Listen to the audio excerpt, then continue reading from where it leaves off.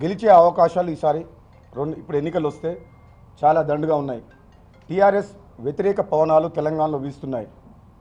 వాటిని సద్వినియోగం చేసుకోవాలంటే మాలాంటి వ్యక్తులతో మాట్లాడి బాధ్యతలు అప్పచెప్పి ప్రజలు ఎవరిని కోరుకుంటున్నారు, కాంగ్రెస్ పార్టీ కార్యకర్తలు ఎవరు కోరుకుంటున్నారు, ఎవరైతే కాంగ్రెస్ పార్టీని ముందుకు నడిపించగలుగుతారో, ఎవరైతే కాంగ్రెస్ పార్టీని కేసీఆర్ తోటి పోరాటం చేసి కాంగ్రెస్ పార్టీ గెలిపించే సత్తా ఉంది అనేది 31 జిల్లాల్లో ఒక సర్వే చేయించండి. కాంగ్రెస్ పార్టీ కార్యకర్తలు ఎవరు కోరుకుంటున్నారో తెలుసుకోండి, వాళ్ళ మనోభావాలను తెలుసుకోండి.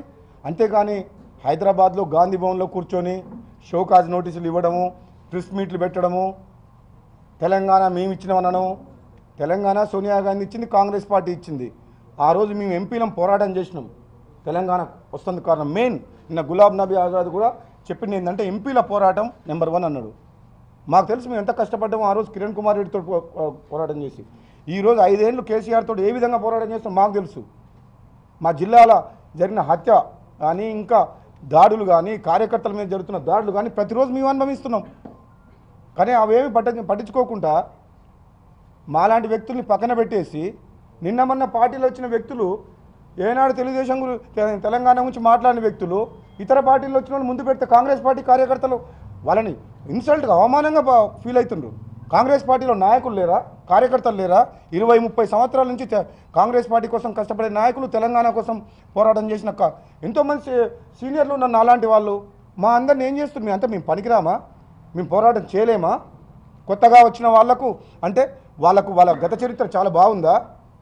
అంటే కేసీఆర్ని తిడితేనే, బూతు పురాణం మాట్లాడితేనే పదవులు వస్తాయా? మాలాంటి మంచి వ్యక్తులు, ఒక సంస్కారవంతమైన భాషలో మాట్లాడిన వ్యక్తులకు పదవులు రావా?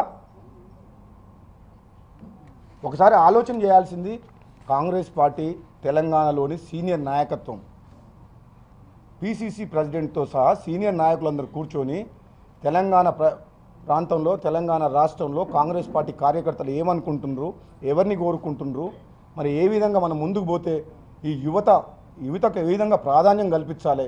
మరి ఇప్పటికీ 75 ఏళ్ళు నిండిన వాళ్ళే ఇప్పటికీ ఫ్రంట్ లైన్లో కూర్చుంటామంటే, ఇప్పటికీ ఎమ్మెల్యే పోటీ చేస్తామని చెప్పి మళ్ళీ కాన్ఫరెన్స్కి పోతున్నాడు. 75 ఇయర్స్, 75 ఏళ్ళకు రిటైర్డ్ కాక హాయిగా కృష్ణారామ అనుకోక మాలాంటి వ్యక్తులు ముందు పెట్టేది పోయి ఎన్నికల్లో యుద్ధం చేయాల్సింది.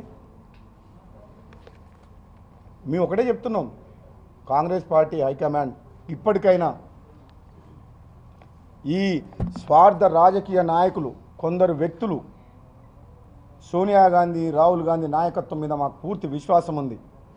రాహుల్ గాంధీ గారి నాయకత్వంలో తప్పకుండా తెలంగాణతో పాటు భారతదేశంలో కూడా కాంగ్రెస్ పార్టీ అధికారంలోకి వస్తుంది.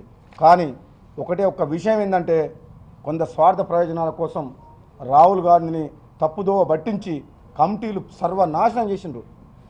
ప్రదేశ్ ఎలక్షన్ కమిటీలో నా పేరు పెట్టిండ్రు. రేవంత్ రెడ్డిని కాంగ్రెస్ పార్టీలకు ఆహ్వానించి అతన్ని రమ్మని 1కి 4 సార్లు వ్యక్తిగతంగా కలిసి పార్టీలకు తీసుకొచ్చిన వ్యక్తిని నేను. ఈ మాట మళ్ళీ మీరు రేవంత్ రెడ్డిని అడిగి తెలుసుకోండి. ఈ మాట కరెక్టా కాదా, రాజగోపాల్ రెడ్డి చెప్పింది అనేది కరెక్టా కాదా అనేది మీరు అడిగి తెలుసుకోండి. నేను ఏ వ్యక్తికి వ్యతిరేకం కాదు. కానీ నేను ఏమంటున్నా, మన కాంగ్రెస్ పార్టీ బలపడాలంటే కాంగ్రెస్ పార్టీలో ఉన్న వ్యక్తుల్ని, ఒక క్రెడిబుల్ లీడర్ని గుర్తిస్తూనే, ఒకవేళ ఇతర పార్టీ నుంచి ఎవరైనా వస్తే కాంగ్రెస్ పార్టీ బలోపేతం అవుతుంటే తప్పకుండా ఆహ్వానించాలి, తీసుకోవాలి. వాళ్ళకు కూడా సముచితమైన గౌరవం కూడా కల్పించాల్సిన బాధ్యత ఉంది.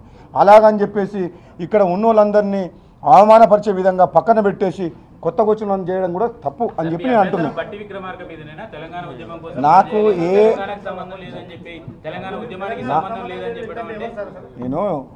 మీరు ఒకరి తర్వాత ఒకరు అడగండి, పెద్ద పట్టేయండి, రిలాక్స్గా ఉండండి, కూల్గా ఉండండి, మీరేం టెన్షన్ పడకండి. నేను ఎక్కడికి పోను. కాంగ్రెస్ పార్టీ నేను ఎంపీకి ఒకసారి 5 ఏళ్ళు పనిచేసి వచ్చిన, పైనుంచి కింద దాకా తెలుసు. నేను తెలిసే మాట్లాడినా, నేను తెలిసే నా ఆవేదన వ్యక్తం చేసిన. ఎన్నికల్లో కీలకమైన పదవి ప్రచార కమిటీనే. ఆ ప్రచార కమిటీనే తెలంగాణ ఉద్యమంలో పాల్గొనని వాళ్ళు ఆఖరి వరకు కిరణ్ కుమార్ రెడ్డితో ఉన్నవాళ్ళు అని చెప్పినారు. ఈ 2 ఈక్వేషన్స్ చూస్తే బట్టి విక్రమార్క లేదంటే ఉత్తమ్ కుమార్ రెడ్డి, ఈ 2 కదా. మీ అభ్యంతరం కూడా ప్రచార కమిటీ మీదనే కదా. మరి నేను ఇప్పుడు చెప్పాలన్నా, నీకు నువ్వే చెప్తున్నావు. అట్లా నీలాగా ఎంతమంది అనుకుంటున్నారు? అవునా బా, అట్లా కాదు.